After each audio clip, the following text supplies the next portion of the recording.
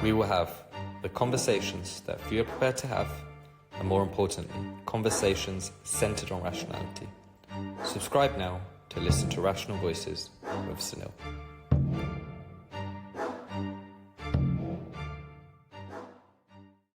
Hi James, how are you? Hot. It's like 30 something degrees here in London, and my pale Irish skin cannot handle it. I mean, there's apparently a massive heat wave coming this weekend next, is that right? Yeah, we're in the midst of it now. But I mean, I shouldn't complain really. But living in Britain, people always want to complain about the weather. So I'm looking out the window now. It's blue sky. I'm going to try and cheer up about it, not be too much of a pessimist. But it is hot. But you're in Dubai, so you're used to the heat. Yeah, well, getting used to the heat at the moment. I mean, at the moment it's pretty, it's just about bearable for now, but I think it's gonna really rank up soon. But yeah, just getting used to it. I mean, James, it'd be good to. I think there'll be a lot of people listening in who will follow you on social media, who know some of the stuff that you've talked about on GB News and other news outlets I've seen you speak at. But it'd be good to get just an overall background into what you do and how you've built this huge following. Yeah. These days, I'm a psychotherapist. I've set up a therapy organization called Just Therapy, and I'm basically kind of advocate and campaigner around various social issues, particularly around trying to rid society of various dangerous ideologies, promoting free speech, and I guess more broadly trying to restore some conservative values to the United Kingdom. My background is quite complicated. I was a lawyer. I was in the civil service for a number of years in various public departments, which was frustrating in its own right because it's just the sheer bureaucracy. I mean, at times I felt like I was wasting taxpayers' money simply by existing, which isn't a good place to be in. And I started training as a therapist on the side because I wanted to do something that helped individuals, tangible. And well, people who know me will know this story, but I got kicked off my master's degree because I was concerned about gender ideology and child safeguarding, and I put a petition into the government asking them to protect therapy for children rather than just pushing them down a path of puberty blockers and cross-sex hormones. And I was booted for that, and I fought litigation for a number of years, and I came out successfully from that. And now I've got this platform and I'm trying to use it as best I can to try and bring about some positive change in society, really. What made you, there's so many different questions there. What made you transition from uh, being in law into therapy? Because I'm guessing there's not much overlap. Uh, well, there's one bit of overlap, which is this notion that you take people as they come to you. So, like in the law, if you're a barrister, it's called the cab rank rule, which basically means that you represent anyone who comes to your door, so long as you've got the skills, regardless of whether you like them, regardless of how strong the evidence is against them, regardless of whether or not you think they're guilty, because I was practicing in criminal law. And it's not dissimilar in my eyes to psychotherapy. There's a notion called bracketing, which is that you set aside your own personal beliefs, opinions, politics, and leave them at the door and just focus on the person in front of you. That was the inspiration for setting up this group, Just Therapy, because therapy, I fear, has become politicized and it should be just about the therapy. So that's an overlap, but generally you're right. There's not a great deal. I did it because, as I said, I've been in the public sector a number of years, and I just found that I wasn't making any tangible difference. Never-ending, pointless meetings, budgets being blown on extortionate kind of public procurement campaigns, just a lot of pissing about with no one actually getting anything done. And that frustrated me. And what I liked about psychotherapy is that I can meet someone over a number of sessions and potentially have a positive influence on their lives and help them to get to where they want to be. And it's really that simple. So that's what appealed to me. But it's quite a strange transition, I'll admit. And with the transgender gender ideology, did you first come to seriously see what was going on when you were going to do your master's? Was there any inkling, any signs of it that you were seeing? Were you surprised at the decision for you to get essentially not be allowed to your master's? I was I kind of knew that this stuff was on the horizon. I'd seen it crop up in the civil service a bit. I'd walk into the office one day and there'd be a poster on the wall saying like, International Asexuality Day or something like that. And back then I was like anyone else. I just kind of rolled my eyes. But then as I began to study psychotherapy and I joined the various, accreditation bodies that you have to join to train as a therapist, and I just saw it being pushed day in, day out. It was being pushed on my course itself. Um, and I was essentially being expected to adhere to policies that would force me to encourage children to transition. And I simply could not abide by that. It was counter to any therapeutic ethics that I held dear. Um, but I never foresaw being kicked off the course because by that point, maybe I was young and naive, but I still thought that people who had differing opinions would still be willing to engage in a respectful dialogue and at least hear one another out. So when I got expelled over an email without having had a single conversation with anyone in the institute, I couldn't believe it, and I still can't believe it to this day. Particularly because the entire basis of psychotherapy is listening. I mean, it's crazy, actually. It's really is crazy. So no, I knew this madness was on the way, but I can't quite believe it happened to me the way it did. And what happened after? So you've been kicked off the course. What were the next steps in relation to you and your career in therapy? Hired a legal team, had to crowdfund the money because it's expensive. Managed to do it thanks to the generosity of thousands of strangers. I'll always be grateful for that. Took a case in the employment tribunal for discrimination against my beliefs, gender critical beliefs. I try to avoid using that term because, it's reality that I believe in. I don't feel that my beliefs need to be pigeonholed in that way. Um, Litigation dragged on as it does, very slow process. Ended up settling out of court with both of the parties that I was suing because I think they realised that they were banged to rights and it wasn't going to go well for them if it went all the way to a tribunal.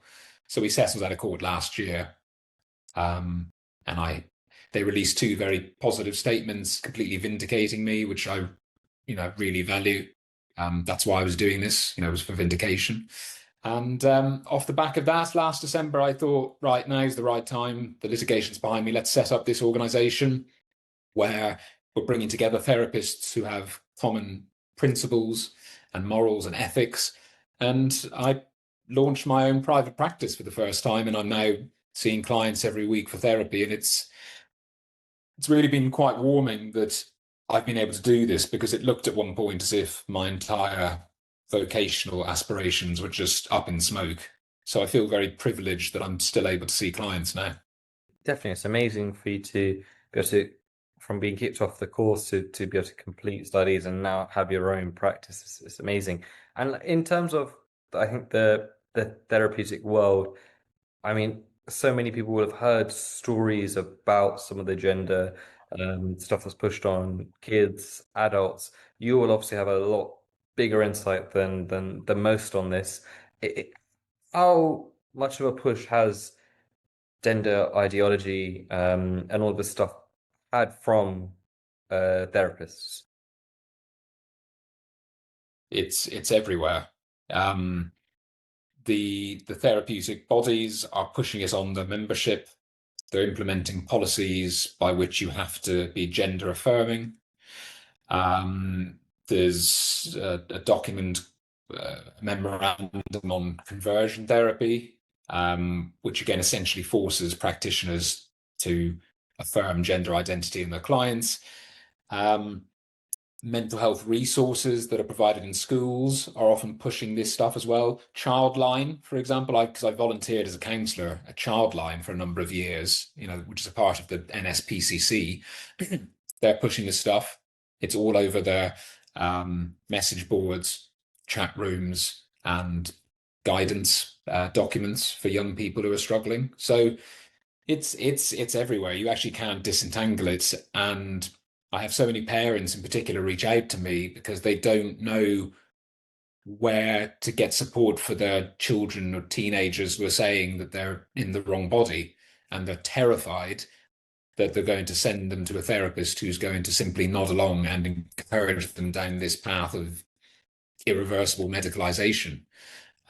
So we see in other sectors that this stuff's been pushed from the top down. I think in like a lot of the corporate world, you've got these HR bigwigs pushing it on the staff, and the staff are not truly bought into it. In therapy, I actually think it's the other way around. I think your average therapist in the UK is fully behind this ideology, and indeed other ideologies like critical race theory. So, I mean, I wouldn't trust sending my child to most therapists. I just don't think you can trust it anymore. It's become too activist-like in its mentality. And what I said to you earlier about bracketing has gone out the window. Therapists are now bringing their politics and their beliefs and their ideologies into the therapy room, and that's extremely dangerous. How long has this been going on for? Because for a lot of people, they will be completely unaware of what you're saying, and in terms of how long do you think the politicization of therapy has been going on for? I think quite a long time. I think at least 10, 15 years, which is long before I entered the frame, but at least that amount of time. But it's happened behind the scenes. And thing is, therapy is a bit of a law unto itself in a way. It's not a regulated profession, so it's not governed by statute, and the accreditation bodies kind of do as they please, really. And so these policies, etc., have been developed behind the scenes, and now we're at the stage where it's too late. Essentially, it's already completely embedded in the culture. Um, there's also been a real rejection of like the traditional form of psychotherapy. Names like, Sigmund Freud or Carl Jung are often met now by new, trainee therapists with disdain because they're dead white men. And I've seen that. And there's almost been this call amongst therapists to try and, I guess, throw to one side some of those foundational principles of psychology and psychotherapy and bring in a kind of new age of thinking, which is also quite worrying, really. So this has been going on for a long time, and it's not getting any better, actually. I mean, we've seen some progress in fighting back against woke ideologies, but in therapy, it's as embedded as ever. So, why do you think it's become like this in particular in the therapy world? Because it's hard to, I think, again, for lots of people to understand why therapists are pushing this agenda. We've had I've had on this show people like Miriam Grossman who's talked about the history of some pretty bad actors in John Money and how it sort of got incorporated in sort of how it was easily incorporated into institutions and a lack of pushback from lots of different people. But in terms of the average therapist, why are they becoming more politicized? Why are they more believing in this gender affirming stuff? Is it what they're taught at university? Is it just social media? How has this sort of come about, if you like? Well, I think there's a few answers. The first is that I think some individuals are seeking out this as a vocation because it actually gives them the ability to hold a great deal of power over other people and almost try and kind of push a way of thinking. It's kind of like this moral supremacy thing, and that they can use their position of power to kind of educate, people.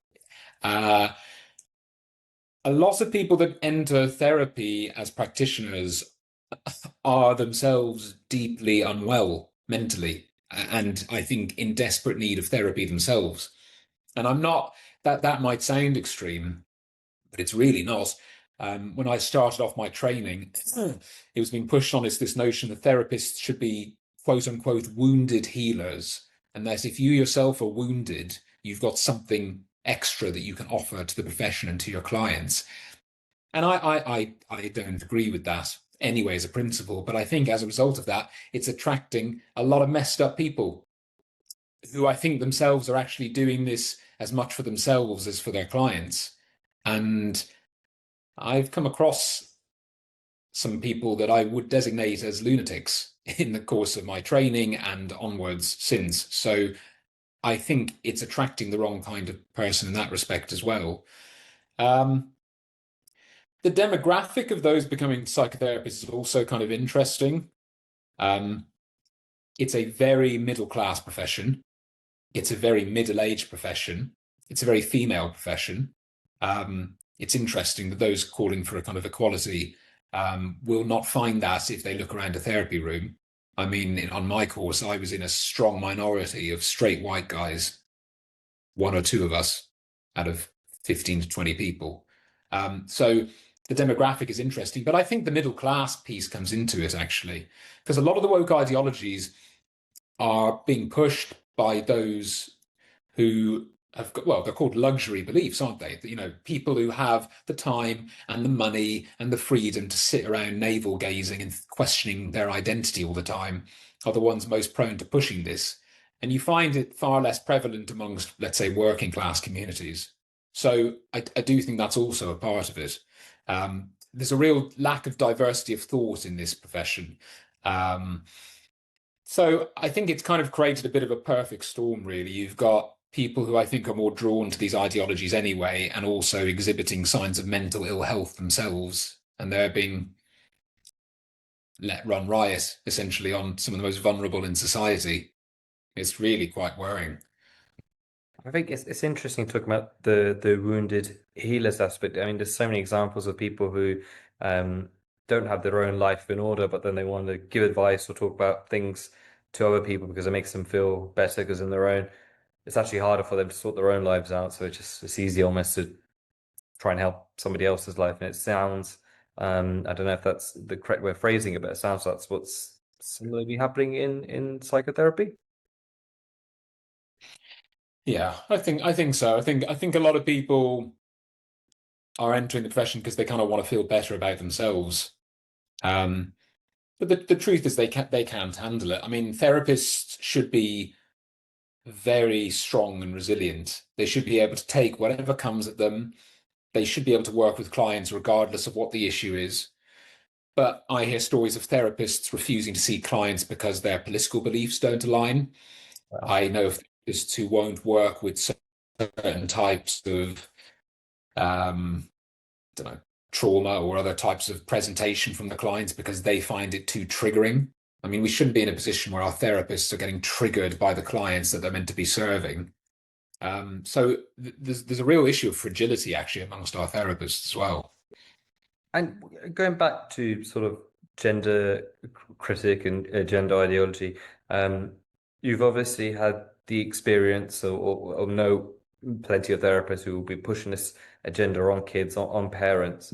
Do you now, having your own business, having your own setup, do you get calls from parents or from people who are saying that, they want to maybe use your services just because they're too afraid to go to quote unquote the current traditional therapist? Is that something that you think you're either having already or at some point you think you'll have?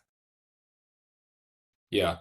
Well, in terms of the clients I've been seeing since I set up in December, I'd say almost every single one is either a teenager whose parents don't know where to turn because they're fearful of what type of therapists are lurking out there, or they're adults who have been in therapy before and felt judged by their therapist because of their political views or opinions and didn't feel able to speak freely and say what was on their mind. And they come to me because they know I'm not going to judge them, regardless of what they say in the therapy room. So people very much let down by the therapeutic profession and not knowing where else to turn. I've done, I've seen or listened to a lot of stuff on general human psychology, especially in my early 20s, in terms of just developing mental mind frame. And I was reading about something a few years ago in terms of bad therapy and just examples of therapists who try and keep their patients continuously in therapy rather than trying to get them out. Is that something that you've seen or something that you've witnessed? And how is it in your profession, if you like, how do you stop that from happening? Because in some ways, if you're a therapist and you do the job perfectly on an individual, then that individual no longer needs you and you're no longer paying for the services. If you kind of see what I'm saying, how do you remove that from the equation? You've hit something there, and it's very difficult actually because of the business model. You're reliant on people coming to see you and ideally seeing you over a period of time. And so I think the pull towards keeping people in therapy and looking for new issues, because the thing is, as human beings, we are predisposed towards focusing in on negatives, and we can always identify things that are not quite right about ourselves or the world around us, and the way we want things to be different. And so a therapist could always go poking around in different parts of someone's psyche. Um, and I've seen it myself. I mean, recently I've been working with a client for over a couple of months, and it got to the point where we're having sessions, and I was looking at them and thinking, okay, I actually think, given what your goals were when you first came to me, I think we're there. And there's a bit of me that was thinking, well, I've enjoyed working with this person, and also there's a bit of me thinking, well, that's one less paid client. It's not good for my bank balance. But I caught myself very, very quickly, and I said, I'm here to serve one purpose, which is to get people to where they want to be and get them to a better place in terms of their mental health and well-being. This client has achieved that. Therefore, we need to bring this to an end. And I said that to them in the session. I said, look, I've really enjoyed working with you, and I'm sure there are other things we could talk about, but from where I'm sat, I think you're doing pretty good. What do you think? And they said to me, I agree. And I said, all right, let's finish. If you want to come back to me again in the future, my door was always open, but there's no point you just paying me every week for the sake of it. So I've seen that kind of push and pull with this. Ethically, I couldn't allow myself to rumble along with clients with no benefit to them, but a lot of therapists will do that. And with something like gender dysphoria and all this gender identity stuff, this is actually therapists almost creating a new form of mental health condition in their clients rather than resolving it, which is even more concerning. It's just interesting to me when you said about the gender stuff with the therapist. How is a therapist the first person typically from your experience on where a parent would go to when their child is, let's say, being gender dysphoric? Would that be the first protocol? Would their teacher or whoever say you should go see a therapist? Is that the usual? Well, I think what has happened in the past quite often is that the first protocol was going to a gender clinic, going somewhere like the Tavistock, you Right. know, and we know what madness came about there. Um, I think in some ways therapy hasn't been utilized enough for this because it is a mental health condition. Therapy should always be the first port of call for mental health conditions over, let's say, things like medication. I do believe that. Um, at the same time, you can get too much pathologizing, too much fixation on mental health. I'm more skeptical about mental health care more broadly than I used to be. I used to be of the opinion that everyone would benefit from having a therapist. I remember I said that. I said it to my partner. I said it on my course. I said everyone should have a therapist. And now I've completely changed my view on that because I've seen the damage that therapists can cause, and I've also seen this obsession with labeling and pathologizing normal behavior, particularly amongst children. We see that with the gender stuff. Yeah. There's children being taught that if they don't conform to regressive stereotypes, they might be trapped in the wrong body. And I've seen similar things when it comes to, let's say, ADHD, sometimes even forms of autism as well. We Yeah. seem to be fixated on labeling, identifying, diagnosing, treating every little thing rather than trying to accept the fact that life is imperfect, that we've all got our strange ways of being, and that can be okay, and that not everything needs to be treated.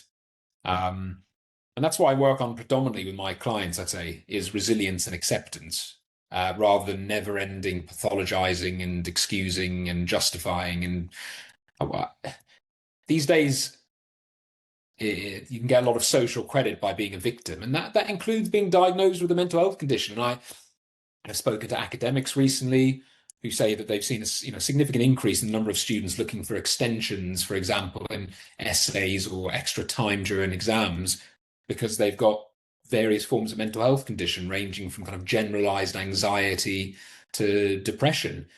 And I just don't think we should be encouraging victimhood in that way. And that, look, that makes me very rare as a psychotherapist. I'm sure there'd be some psychotherapists watching this saying, how can you say that? Where's the compassion? The point is, people do not do well in life if they spend all day feeling sorry for themselves and questioning every part of who they are. Life is tough. Got to find a way through it. I'd argue, I think you're showing more compassion by having that approach because you're enabling that teenager, adult, whoever, to be able to deal with difficult situations when they get older or when they get in other difficult situations. If they're constantly a victim, then how are they going to ever survive? You're actually making it more painful for them. So by giving them that resilience earlier or as quick as possible, then I would argue you're being more compassionate because you're setting them up for dealing with some sort of pain and suffering. Is that an issue in the therapeutic world? I mean, you can generally look in society with less, you could argue, less resilient, more coddled, but in particular in the therapeutic world, do you think that's a big issue, resilience? Yeah, yeah. I think that we've become too soft in certain ways, and I don't think it's helpful, actually. I think therapists these days are far too quick to affirm. They don't want to offend their client. They don't want their client to stop coming to them because then they'll lose the money. Um, and so they kind of placate their clients. They tell them what they want to hear. It's become quite consumeristic. It's not dissimilar to schools, actually, in the way that many teachers now say that they don't feel that the children are there as their pupils to learn from them. They're there as consumers to kind of dictate how they want to be treated and all the rest of it. And I don't think that's in anyone's benefit. So I think we've seen that happen in the world of psychotherapy as well. Whereas I and my colleagues in Just Therapy make a point of challenging clients respectfully, not being rude. That's not going to help anything. Not in a judgmental way, but challenging forms of illogic, types of thinking patterns that aren't particularly helpful, behaviors that are holding people back, because that's meant to be the key benefit of therapy. It's speaking to somebody and then being able to offer a different way or a different perspective of looking at things that resonates with you.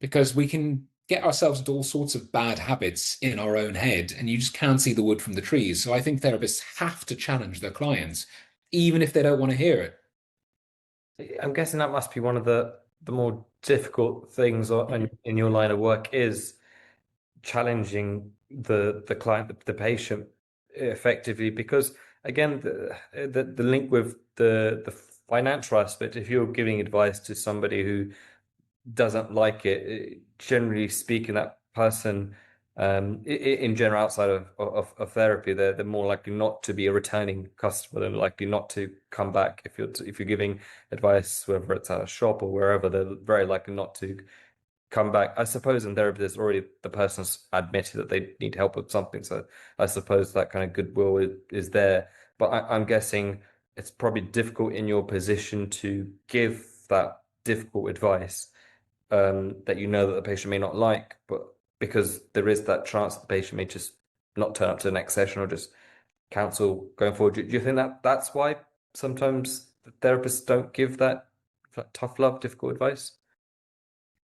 I think in part, you do need to build up a relationship of trust with someone before you can necessarily challenge as fully as you think helpful. You can't just be too gung-ho about it. But I've had some clients who've stopped working with me in truth because they couldn't handle the way in which I was trying to challenge them to think about things. They were very much stuck in their ways. They became extremely defensive over things. And again, I wasn't telling them what to do, what to think. I wasn't judging them. I wasn't name calling, but I was pointing out, look, you've said this to me, but you're doing this. These things seem to be at odds with one another, and I'm not sure this is necessarily helping you. Yeah. And they couldn't handle it. And once you're defensive and your back's up in therapy, it's very unlikely to work. And so some people are not they're not ready to actually make the change. Right. There's a cycle that therapists often use. It's like it's to do with addiction as well, but also to do with just generally making change in one's life. And there's different stages. There's like pre-contemplation, contemplation, then action, etc. And I think a lot of people think they're ready to make a change, but when they actually sit down and they have someone say to them, "Look, I think it's going to take this in order to get you to where you need to be," and for whatever reason, they're just not ready to do it. And that's okay as well. I can't. If you try and compel people to do things when they're not ready, it's never going to work either. So sometimes people do need to withdraw from therapy, take some more time to reflect, and then get back into it when they're in a better headspace to do so. But I've always said to myself, I'm going to do what I believe is ethical, even if it's not popular, and even if it means that I've got less money coming in, because I wouldn't be able to sleep soundly at night if I thought I was practicing in an unethical manner. And I'm sure, I think over a long term of conscious wise and probably even profit wise, that approach will definitely work and serve you and your business well. In terms of talking about just therapy, so it's correct me if I'm wrong, it's been created because you've seen the politicization in therapy at the moment in terms of what's going on, and you think there should be a more safer space for people with all different types of political beliefs, and it shouldn't really matter, and the focus should be on therapy. So, what are like, if you like, the next steps? How is just therapy going to grow, and how are we going to attract, if you like, more and more people from different profiles of people, if you like? Yeah, well, look, we hold these. There's a set list of principles that practitioners have to sign up to if they want to join. No identity politics in the therapy room, promoting free speech, promoting resiliency, etc. We've got 80 or 90 therapists in our directory, which is pretty good going. And people can be members of the public can get in contact and get referred on to all of these therapists individually. And so we're just trying to grow it now, trying to get as much publicity out there as possible and offer a route to people who don't know where else to turn for mental health care. Um, but in its basic form, it's a directory of ethical therapists. It's going to be very, very difficult to try and rival some of the establishment therapy bodies because they have a huge amount of clout, funding, etc. And there's a real monopoly there amongst a couple of them. And it's going to be very, very difficult to change that up, albeit that's what we need to do, right? Because as I said, this stuff has been pushed on therapists from the moment they start training up until they're in practice. Really, we need a complete overhaul to the entire system. We need new training courses, new policies, new accreditation bodies. That's going to be extremely difficult. I've spoken to some colleagues and we would like to set up something in this space, but I don't know whether it's going to be possible or not. So at this stage, all I want to do is give members of the public a place to turn to where they know they're not going to have ideology shoved down their throat or their children's throat if they enter the therapy room. Right. I suppose, James, that's kind of where a good way to go from that is, I'm guessing or I'm presuming you've had quite a lot of pushback in terms of what you're doing with just therapy. I can imagine that there'll be lots of people, lots of groups that won't be happy with what you're essentially doing, because if the therapeutic world's been so captured by gender ideology, then you're coming out creating a business that's not rejecting it, but you're essentially putting all political beliefs aside, and you're then getting more and more therapists essentially join and feel comfortable in terms of joining your company because it makes more sense for them. I'm guessing the pushback's pretty strong out there. Have you had to deal with any of that, like personally, privately, your business wise? Yeah, I get hoax. Well, I get kind of abusive messages and correspondence into our mailboxes. I guess kind of hoax people, saying they want sessions, but clearly have ulterior motives. I mean, I've had to try and introduce some safeguards to essentially kind of prevent me from wasting my time. I'm now kind of forced to demand payment from prospective clients up front because otherwise I know for a fact I would be inundated with people booking hoax sessions just to waste my time. Um, Equally, I have various online activists and trolls threatening to report me to the police, calling me a conversion therapist, and saying that I'm trying to um, I don't know, convert trans children into being non-trans children and rubbish like this. And sometimes I'm actually waiting for a knock on the door from the police. Like I can believe that there are people actually calling the police on me. Right. I've not I've not had that knock on the door as of yet, but I'm always half expecting it, to be honest. So, and now the government has announced, the Labour government has announced they are definitely ploughing forward with this ban on conversion therapy for gender identity. Um, and if that happens and it's a criminal offence, I mean, I'm not engaging in conversion therapy. I'm engaging in ethical explorative therapy. But I could see a scenario in which I was being arrested because of some, you know, baseless complaint made by a activist or a client. So this is why a lot of therapists are now refusing to work with teenagers who are trans identified, because the stakes are too high and it could cost them everything, if they get dangerous false allegations made against them. So I'm taking a slight risk by working in this space, but these teenagers and these families need help, um, and I feel compelled to help them. That's really interesting to talk about. I've never even thought about that. The therapists who are refusing to take on teenagers, or the risks of taking on teenagers who have some sort of gender dysphoria, because it's a pretty tough job in terms of, especially if you're going to advocate maybe like somebody like yourself who may say, it's normal as a teenager to have different thoughts, different thinkings in terms of sexuality, whatever.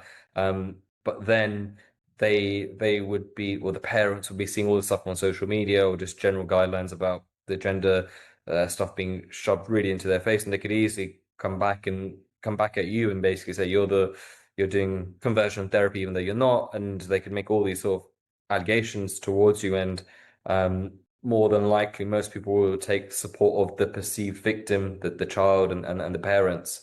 And so yeah, I've never thought about the backlash towards therapists who don't comply with the gender affirming stuff. Have your colleagues or people similar profile of yourself, mindset of yourself, suffered similarly to you when it comes to this? Yes, so, some of them are being hauled in for disciplinary panels by their registration body, sometimes even just because of something they posted on Twitter, nothing to do with their clinical work whatsoever.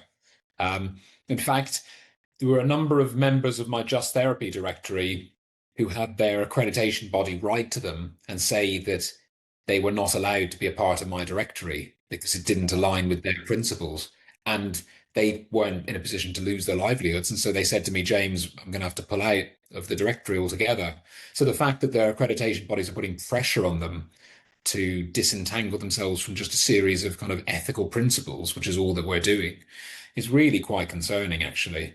Um, so there's been a real chilling effect on the profession, and if this legislation goes through, it will be even more so. Um, and that's not good because if the decent ethical therapists stop working with this cohort, then the only therapists you're going to have left are the rabid activists, the ones who are going to affirm them and encourage them down this path of medicalization. They're more than happy to see these clients. They love it. They actively invited some of their profiles. They like want to work with trans kids. Very, very, very bizarre. So I do worry that the numbers of ethical therapists out there willing to deal with these issues is just going to dwindle further. On previous episodes, we've really been exploring the predatory elements of some of the LGBTQ plus. I think we've James Linhan and just other people on the show who basically and I think I'm definitely falling on that side as well, where I think some of the elements of this gender affirming stuff, there is a predatory element towards it. There are some really, really, really evil characters. What about when it comes to therapists? Because I've had this sort of assumption that a lot of them are just doing this because of what's going on in the culture and the society, and they're just following and they're just following what's the trendy thing at the moment, and people are just being a bit cowardly in terms of rejecting it. Sorry, not rejecting it. Do you see any, maybe predatory is the wrong word, but do you see evil elements, if you like, in terms of with some of the stuff that the therapeutic world is doing?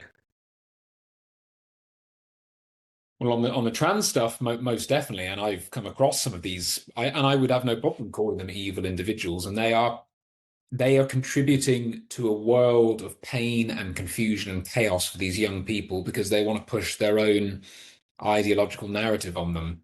And I've spoken to enough detransitioners to know the irreversible physical and emotional harm that's been caused to them in the name of this ideology. And some of them have said to me they wish the therapist had not encouraged them and affirmed them down this path. They wish the therapist had challenged them and explored it with them as they should have. So therapists are definitely promoting evil in that sense. Therapy also does, there is a power imbalance in therapy. I don't think it's necessarily as strong an imbalance as some would make it out to be, but there is an imbalance. And at the end of the day, a lot of people coming for therapy are vulnerable. Some of them may have been through significant trauma. Um, and we know, for example, that there are things like false memory syndrome or other things like that, in which people can end up having things suggested to them in a therapeutic context that may not have exactly happened, and yet a client can almost go on to convince themselves that it did. And we've seen this come about in various criminal cases over the years as well. And there's a kind of body of evidence around this. So it is possible for therapists to hold that kind of power.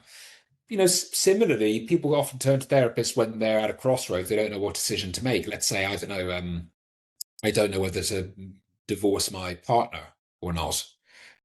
And clients will place a lot of weight in what their therapist's opinion is. And if therapists are throwing about their own personal opinion on the matter, they can end up having significant influence over the course that a client takes.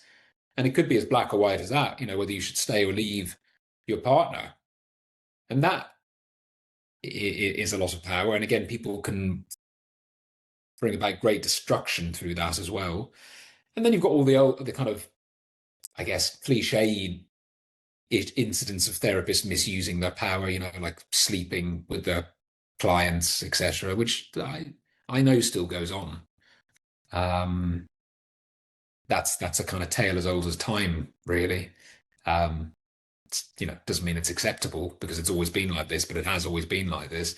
So I think there is great evil that can be inflicted by this vocation, primarily because of how vulnerable the people coming to see them often are. And because they do look at the therapist, many will look at the therapist with a degree of reverence and almost like, they are the expert and they are the knowledgeable person. I must trust them. And I don't want my clients looking to me like that because that's not healthy either.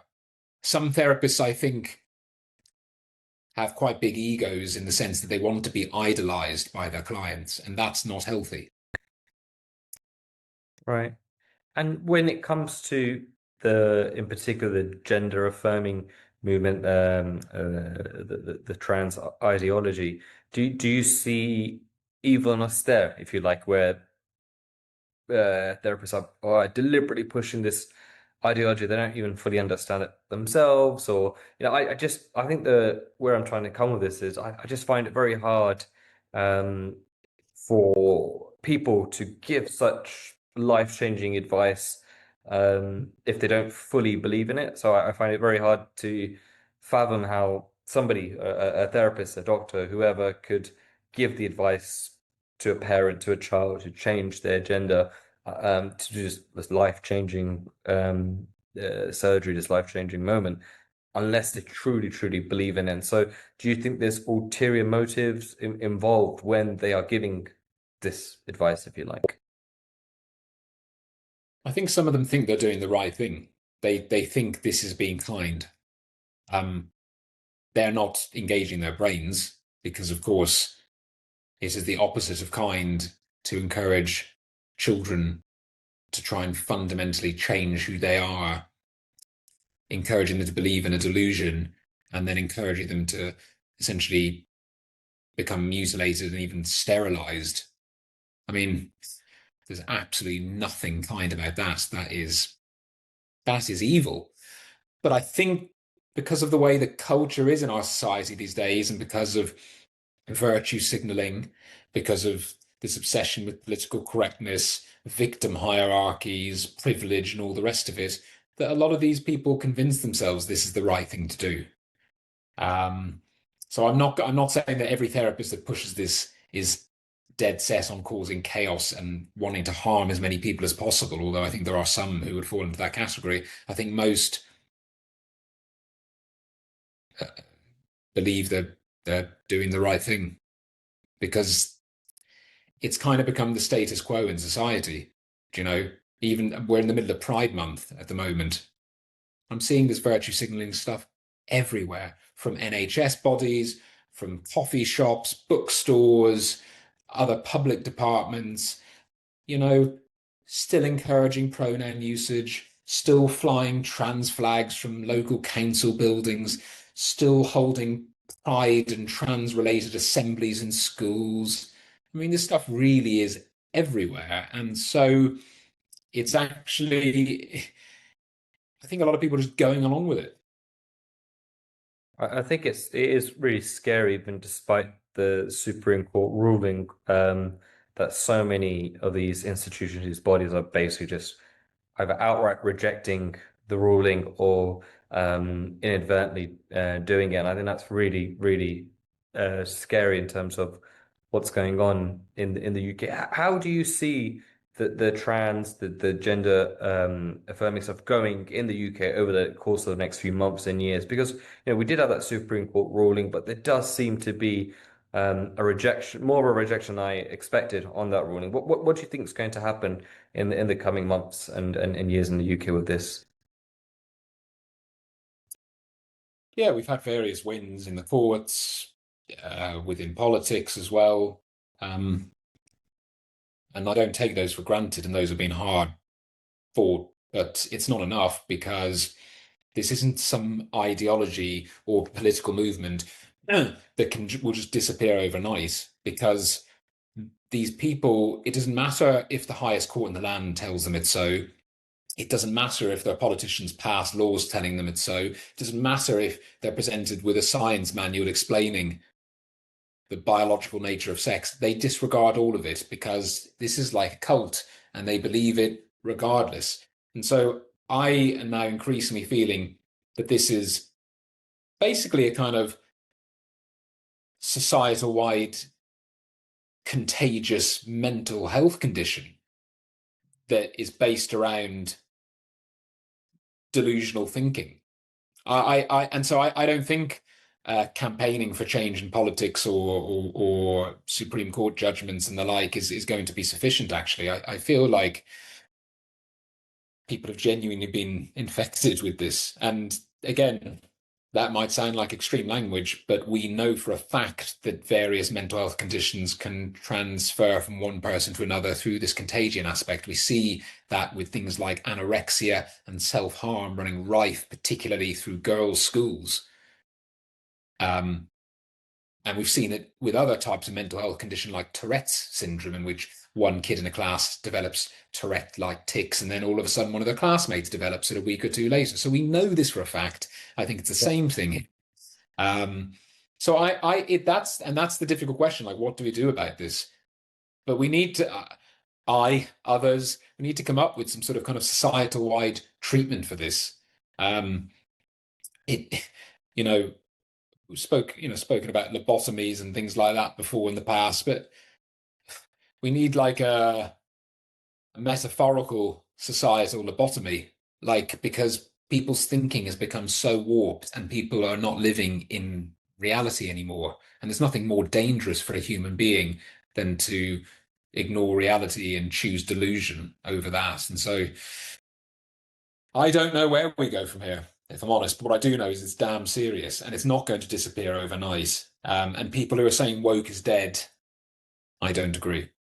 Yeah, I think I'd be definitely inclined to agree with you. I thought start of this year with the Supreme Court ruling, generally the stuff going on in America, that wokeism was on the downward trajectory, but the pushback that we've seen in both the states and what's going on here has been a lot more than I expected it to be, and so I don't think for a second it's over. I think maybe one of the solutions is for people in professions to do more of what you've done, which is create a safe space for other people to join and to be open with their views because you're doing it for therapists. I'm sure there's so many other professions where people would 100% agree with you, but maybe won't speak out in fear of their career and in fear of the repercussions of if they um, do say anything. And I'm guessing a lot of the therapists that you have on your team and at Just Therapy are probably people who have either been rejected by other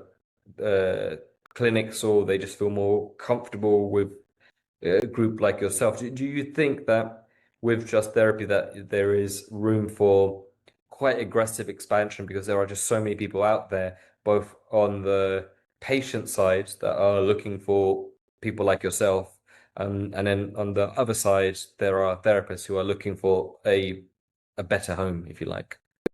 Mm.